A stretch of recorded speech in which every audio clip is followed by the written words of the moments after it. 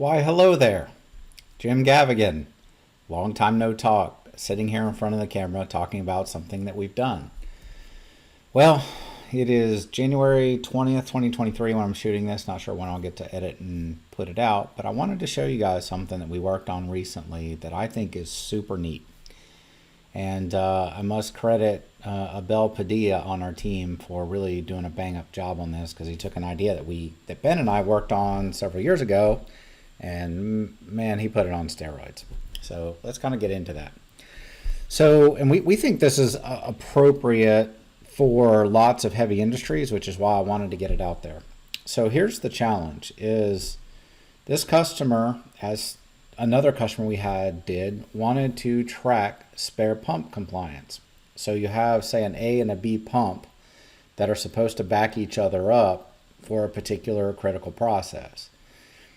Well, you want to make sure that you keep both of them running some, so that seals don't dry out and things of that nature. You want to make sure that there is some kind of running condition, where they each run. And so this particular customer, as most customers do, and we've run across, they've used DataLink if they're a Pi customer, or if they're not a Pi customer, they're probably doing the same kind of a thing. Is they're literally dumping some data down into Excel and putting together a spreadsheet that tracks whether or not they're compliant. And in this particular case, they had some rules to turn the cells yellow, green, or red, depending on whether or not they were adhering to their rules. And they had three different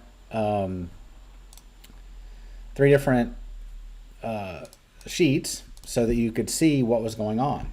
Okay, and they had 10 pairs, or in some cases they had 3 pumps, not just 2. There was I think each one of these sheets had one set of 3 pumps.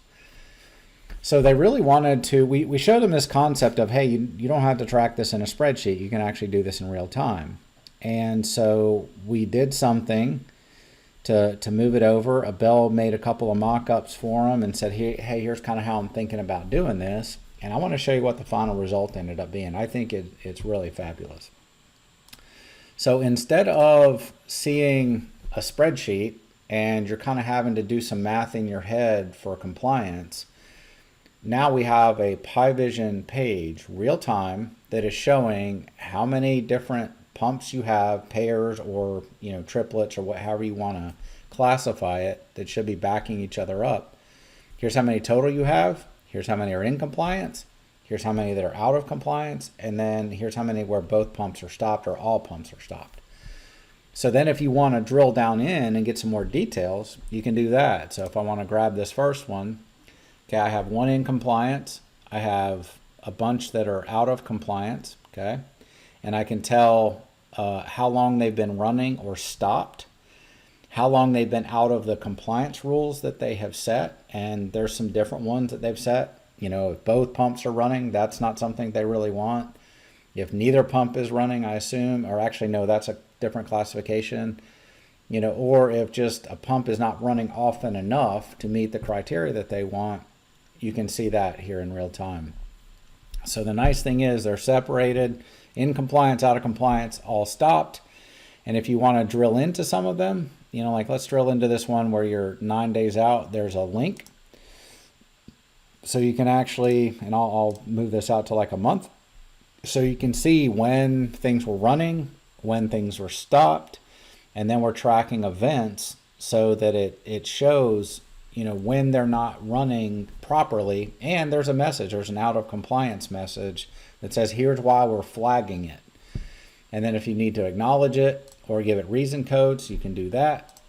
And then that way we could potentially track it down the road in, say, a Power BI sheet. And this is something that they're working into their normal processes as well. So this is something that's very, very relevant to them and really kind of meets them where they are. So anyway, this is a really, easy way to kind of drill down into some more details. Very quickly I can get back to the main dashboard. If I want to see all of my out of compliance events, I can do that. So I can see which assets it's happening to, what is actually, going on. The pumps are not swapped. one or more pumps was running too long. All the pumps in the group are running. Whatever that message is, you can actually see that. And again, you can do the acknowledgments and reason codes directly from here as well. So the nice thing is now we've given our customer a way to see this in real time, pull it up in a meeting, do action items on it. And one of the things they're even looking at doing is driving other maintenance events off of it. Say there's some lube rounds or vibration rounds or something like that need to happen on one of these pumps. They'll be able to see, oh, that spare pump hasn't been running for the last 3 months when we wanted to go do that. It's running now. Let's go ahead and do a work order and get that done while we can. So it's been really, really handy for them that they have this in real time and they can discuss it and answer questions right from here, in their meetings. So I wanted to show this to people because I think pretty much any heavy industry that has spare pumps or spare equipment or just wants to look at equipment status and wants to drive action off of equipment status, we think this is very appropriate. And we've got it built and we could build it for you. So just thought it was super neat. I think Abel did a beautiful job on it. I think the visuals are really nice. They're clean, not too much color, and the colors actually mean something. So it meets kind of all my criteria of the things that I've been taught and teach to people. So anyway, wanted to see what you guys thought. So let me know. And if you're watching this on YouTube, would appreciate a subscribe and a comment. We love to have comments and interaction on our videos. We don't get that many. We don't have a ton of subscribers, which is fine. There's a purpose we put these things out for. But hey, we'd love to have more eyes on it and more interaction with you guys who actually do watch these videos. So we appreciate that. So give me a subscribe, a like, a comment. Feel free to interact with us. We'd be glad to respond. Thanks for watching.